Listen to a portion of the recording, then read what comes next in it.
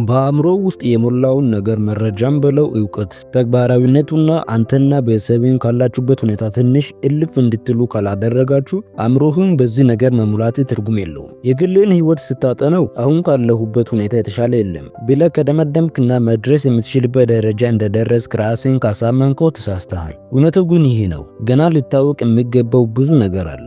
ራስን ልታሻሽልበት የሚገባ ነገር ብዙ ነው። ማሻሻልም ትችላለህ። የአንተ አእምሮ በተግባራዊ እውቀት ሲሞላና ራስን ሲታሻሽል የቤተሰብም ሁኔታ ከአንተ ጋር መሻሻሉ የማይቀር ጉዳይ ነው። ይህ እንዲሆን ግን በተለያዩ ጥቃቅን እውቀቶች አእምሯቸውን ሞልቶ እዚህና እዚያ እየተዘዋወሩ ሰዎችን ከማስገረም የሚያልፉን መረጃ ሲደረድሩ ከሚውሉት መንደር መውጣት አለብህ። ማወቅ በቂ አይደለም፣ እውቀቱ በተግባር ላይ መዋል አለበት። ፍቃደኝነት በቂ አይደለም፣ ፍቃደኝነቱ ወደ ተግባር መመንዘር አለበት ይላል ጆሃን ወልፍጋንግ። ቀደም ብለን ለመመልከት እንደሞከርነው በመረጃና በእውቀት መካከል ያለውን መሰረታዊ ልዩነት ተግባራዊ የመሆኑና ያለመሆኑ ጉዳይ ነው። ለዚህ ነው አንድ ነገር ማወቅ ለብቻው የትም አያደርስንም ብለን የምናምነው። በመጀመሪያ የማውቀው እውቀት ከመረጃነት ያለፈ መሆኑን ማረጋገጥ አለብኝ። በመቀጠልም ይህንን እውቀት በተግባር ላይ በማዋል ህይወትና ቤተሰብን ለመለወጥ ማቀድ አለብኝ። በመጨረሻም ከእቅድና ከፍቃደኝነት በማለፍ ተግባር ውስጥ መግባት የግድ ነው። ያልተገበርኩት እውቀት መጨረሻው ኪሳራ ነው።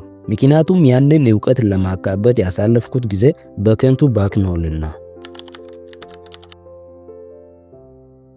አንዳንድ ሰዎች የሚሰሩበትን መስሪያ ቤት እንደ መጠቀሚያ ብቻ ነው የሚያዩት፣ ደሞዝ የማግኛ መንገድ። ስለዚህም ጉልበታቸውና ሰዓታቸውን የሚችሉትን ያህል በመቆጠብ ከዚያ መስሪያ ቤት ለማግኘት የሚችሉትን ያህል አግኝቶ ዘወር የማለት ዓላማ ነው አላቸው። ይህ አመለካከት የትክክለኛና የጨዋ ሰው አመለካከት አይደለም። የምንሰራበት ስፍራ የግላችን፣ የመንግስት ወይም የግለሰብ መሆኑ ምንም ለውጥ የለውም። ይህንን የተሰማራንበትን የስራ መስክ ለማሻሻል የሚጠቅመን እውቀት የማዳበርና የመጥቀምም ኃላፊነት አለብን። ሌሎችን በመርዳት ራሳችንን እንረዳለን። ምክንያቱም ለሌሎች የምናደርገው መልካም ነገር ሁሉ ዞሮ ወደ እኛው ስለሚመለስ ነው ይላል ፍሎራ ኤድዋርድስ። እንደ እውነቱ ከሆነ የስራ መስካችንን ለማሻሻል የምናደርገው ጥረት የሚያሻሽለው እኛንም ጭምር ነው። ጉዳዩን በሁለት መልኩ ማየት ይቻላል። በመጀመሪያ መስሪያ ቤትን ሳሻሽልና የመስሪያ ቤቴ ውጤታማነትና ገቢ ሲጨምር የእኔም ገቢ ከዚያው ጋር አብሮ የማደጉ ሁኔታ የጎላ ይሆናል። በሌላ ጎኑ ደግሞ ባለኝ ተግባራዊ እውቀት መስሪያ ቤትን ሳሻሽል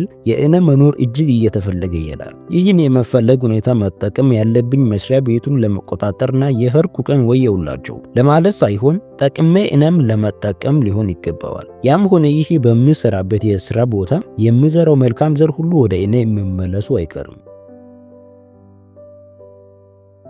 በጭንቅላቴ ውስጥ የተከማቸው እውቀት ከመረጃነት አልፎ ሰፈርህን፣ መንደርህን፣ ከተማህና ሀገርን ለማሻሻል ካልጠቀመ ዋጋ ቢስ ነው። ምርጫው ሁለት ነው። ወይ የህብረተሰቡ ሸክም ነህ ወይ ደግሞ ህብረተሰቡን የምትሸከምና ወደ ተሻለ ነገር የምታሻግር ሰው ነህ። ከሸክምነት ወደ ተሸካሚነት የምትሸጋገረው በተግባራዊነቱ ለማህበረሰቡ በሚጠቅም እውቀት ስትሞላና እውቀቱንም ስትጠቀምበት ነው። ስለ ገቢ አትጨነቅ። ለህዝቡ መፍትሄን የሚያቀርብ እውቀትን ስለማጎልበት ተጨነቅ። ህብረተሰቡን ለምታቀርብለት መፍትሄ ደስ ብሎት ገንዘብ ይከፍልሃል። እውነታው ልታመልጠው የማትችለውን የእውነታ ዑደት አቅፏል። ስትሻሻል ሌላውን ታሻሽላለህ።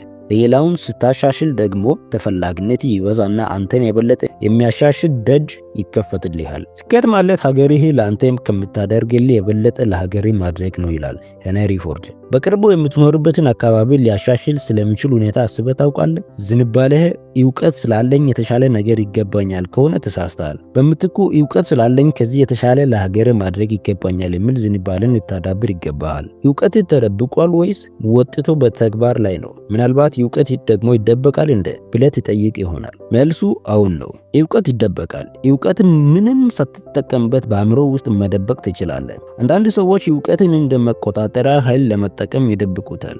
የሚያውቀው በማያውቀው ላይ መሰልጠን እንደሚችል ማለት ነው። ይህ አይነቱ እውቀትና ዝንባሌ የበላይነት ስሜት እንዲኖር ከማድረግ ያለፈ ውጤት አይኖረውም። እውቀትን ከተደበቀበት አውጣው፣ ለወገንህም አውለው።